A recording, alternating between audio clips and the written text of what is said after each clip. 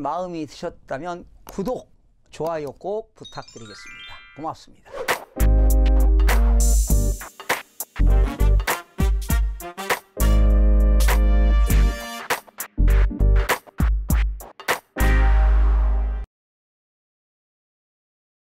시청자 여러분 안녕하십니까? 반갑습니다. 김동수입니다. 이 시간에는요, 베이비 부모 세대들이 주택을 다운사이징을 해야 하는 내용과 탈서울화 현상이 지속되고 있는 주제로 여러분들과 함께 알아보는 시간을 갖도록 하겠습니다. 지난해 2018년이죠. 서울에서 경기도와 인천으로 거주지를 옮긴 사람이 2017년보다 무려 30%나 증가한 것으로 나타났습니다.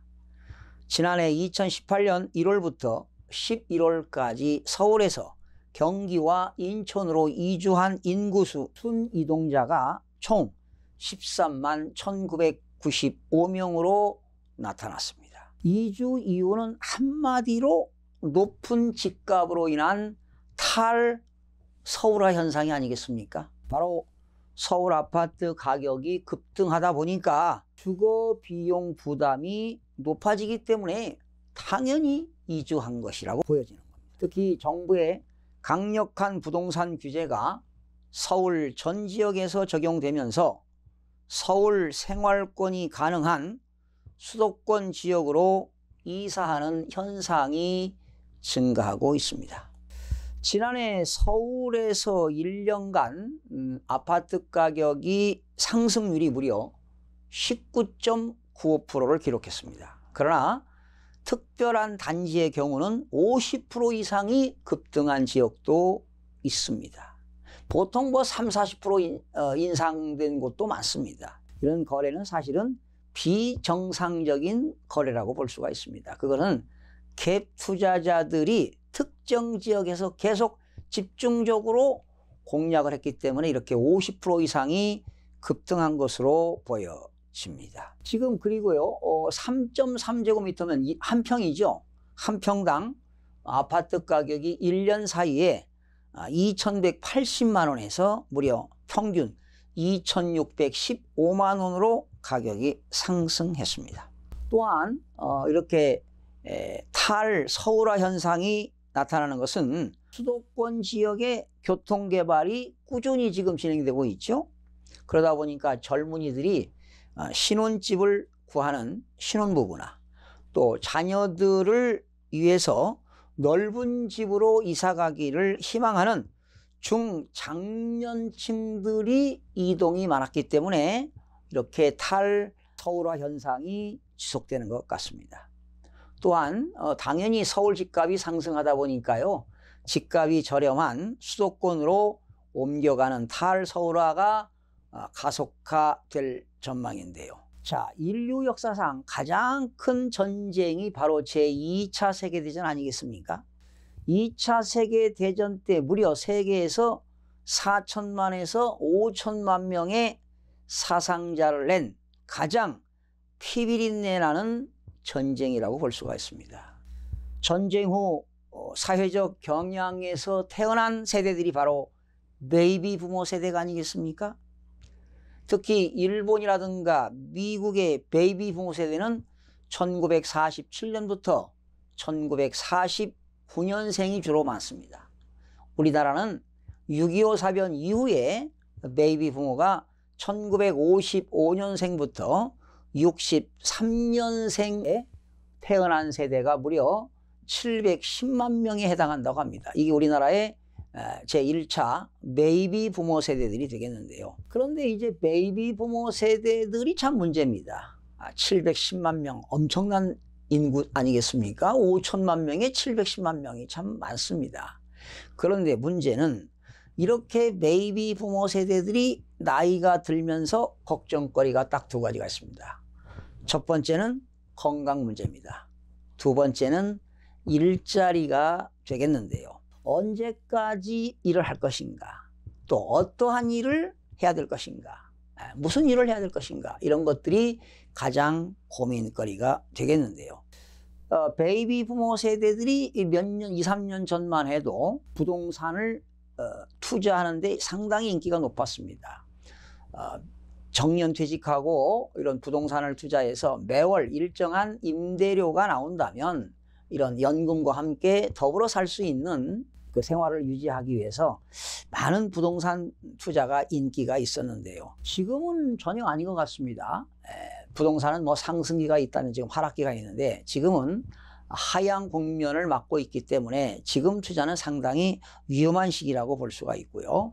요즘 잘못 투자했다가는 크나큰 낭패를 볼 수가 있습니다.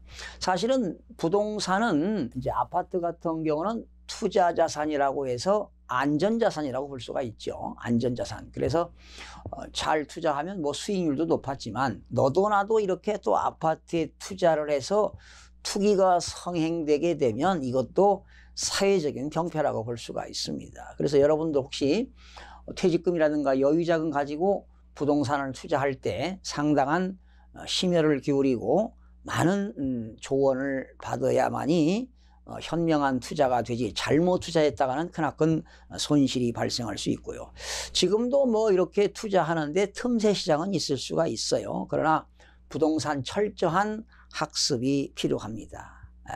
여러분들 함부로 의사결정을 안 하시는 게 좋을 것 같고요. 그래서 이제 우리는 이렇게 100세 시대를 살아가기 때문에 이제는 남은 시대에도 과거에는 단일 업종에서 한 직장에서 20, 30년을 근무했다면 앞으로는 다양한 직업에 종사해야만이 살아가지 않을까 이런 생각을 해봅니다.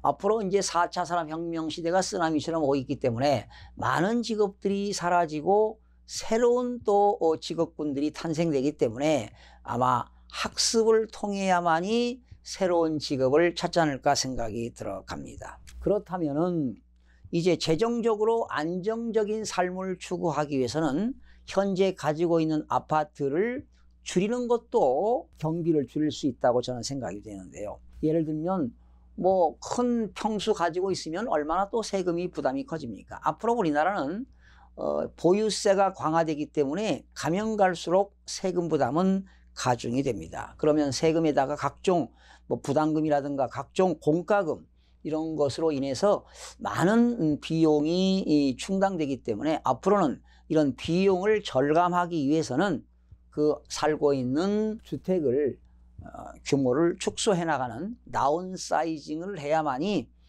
재정적으로 안정적인 삶을 살지 않을까 이런 생각을 해봅니다. 그래서 우리 그 지금 베이비 부모 세대들이 과거에는 큰 평수를 다 원했습니다. 누구나 다 원하지 않았습니까?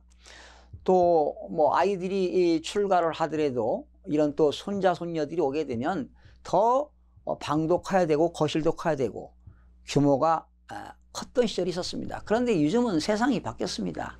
아이들이 출가한 아이들이 와서 자고 가질 않습니다. 이제 다 자가용이 있기 때문에 다 자기 집으로 귀가해서 가기 때문에 이제는 큰 평수가 그렇게 우리 베이비 부모 세대들이 다운사이징을 하는 것도 앞으로 100세 시대에 재정적으로 준비를 하지 않을까 그런 생각을 해보겠습니다. 자, 이렇게 해서 이제 베이비 부모 세대들이 이제 고령화로 은퇴가 본격화가 되게 된다면 아무래도 이제 경제 활동에 진입하는 인구는 당연히 감소할 수밖에 없습니다.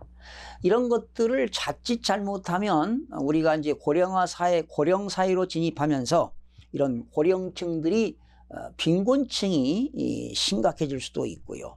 또 이렇게 이제 경제 활동 인구가 줄다 보게 되면 중소기업들의 인력난 문제도 심각해질 수 있고요.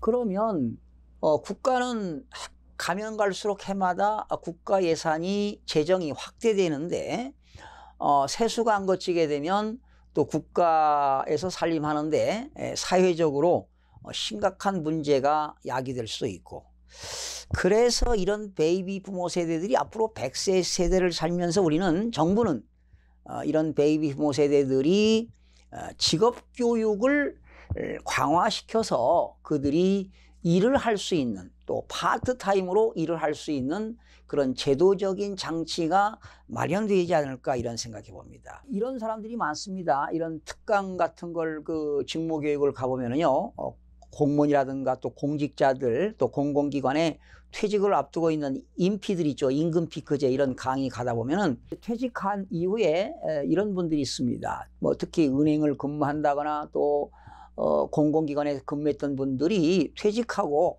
크게 할 일이 없습니다. 늘 뭐 30년 행정업무 하다가 뭐 사회 나와서 할 일이 뭐가 있겠습니까? 그러다 보니까 이런 전기 기술을 배워서 무슨 전기 기능사 자격증을 취득해서 말이죠.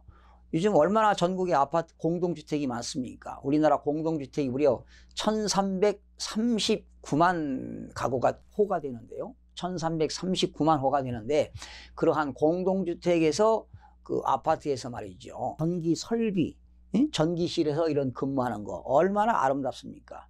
과거에 그런 행정기관에서 잘 나갔던 거 다 필요가 없습니다. 아무 의미가 없습니다. 이제는 욕심은 금물이고요. 건강 유지하면서 이런 일을 할 수 있는 것도 크나큰 축복이 아닌가 생각이 들어갑니다. 이제 저도 사실은 뭐 정년퇴직이 이제 1년밖에 남지 않았는데 그래도 이런 유튜브를 통해서 많은 지식을 여러분들에게 전달하는 일은 80이 돼도 하지 않을까 이런 생각을 해봅니다.